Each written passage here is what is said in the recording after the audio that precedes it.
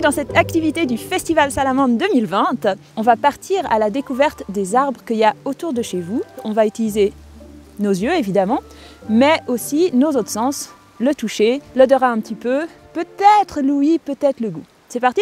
La première chose à faire, ça va être de regarder évidemment les feuilles. Alors pour ça, on peut regarder la forme des feuilles de manière générale, le bord des feuilles, est-ce qu'il est lisse, est-ce qu'il est denté. On va pouvoir regarder un petit peu la couleur, même si la couleur ça peut être traître. Et puis on va pouvoir regarder si c'est des feuilles simples ou des feuilles composées. Dans une feuille simple, on aura toujours à la base de chaque feuille un petit bourgeon qui va protéger les nouvelles feuilles qui vont sortir au printemps prochain. Là, on est en face d'un hêtre, les feuilles vont tomber à l'automne et à la base de chaque feuille, on va avoir un petit bourgeon, chez le hêtre il est très pointu, qui va protéger les futures feuilles. Sur une plante à feuilles composées, c'est la même chose, on va avoir un bourgeon à la base de chaque feuille. Simplement, ce qu'on a l'impression qu'il y a des feuilles, si on regarde, on n'a pas de bourgeon à la base, le bourgeon va être ici, le long de la tige, et c'est ça qui nous permet de dire que tout ça, c'est une unique feuille, ce qu'on appelle une feuille composée. Chaque petite partie va être un foliole. Là, c'est le cas d'un petit rosier. On a ça chez d'autres plantes comme le sorbier ici, qui est déjà en train de se préparer pour l'hiver. Et c'est très utile pour identifier les plantes. Maintenant qu'on a appris à regarder les feuilles simples, les feuilles composées, je vous propose un petit jeu pour apprendre à associer les feuilles des arbres avec leur arbre.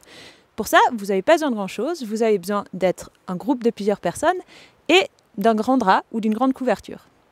Vous allez prendre le drap, le mettre sur le sol et vous répartir en deux équipes. La première équipe va aller chercher un maximum de formes de feuilles différentes, un maximum d'éléments naturels.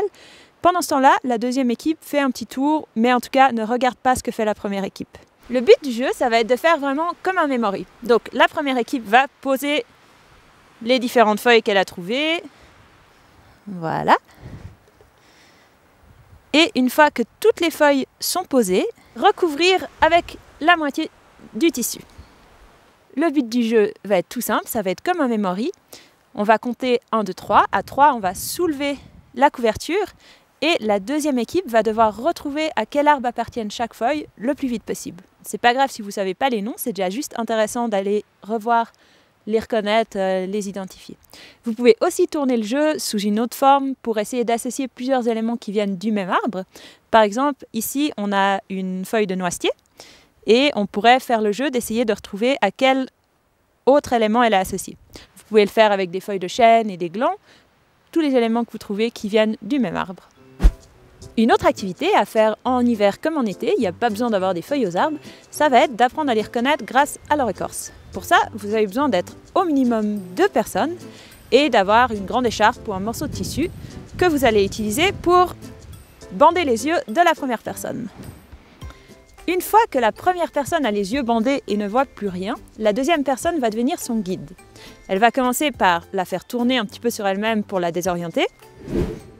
Et une fois que la première personne ne sait plus trop où elle est, la deuxième personne va mettre ses mains sur ses épaules et va, en faisant bien attention et en lui disant quand il y a des obstacles, la guider jusqu'à un arbre de son choix.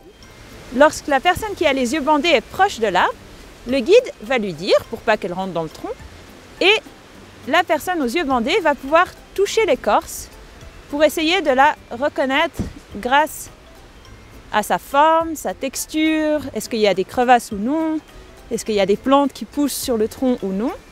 Le but, une fois que la personne aux yeux bandés a bien l'écorce dans la tête, ça va être de la faire revenir au point de départ, la faire retourner sur elle-même pour qu'elle soit complètement désorientée, et ensuite, il faudra qu'elle essaye de retrouver de quel arbre il s'agissait. Donc, essayez de faire ça en forêt ou dans un endroit où il y a plusieurs arbres, évidemment, c'est plus intéressant.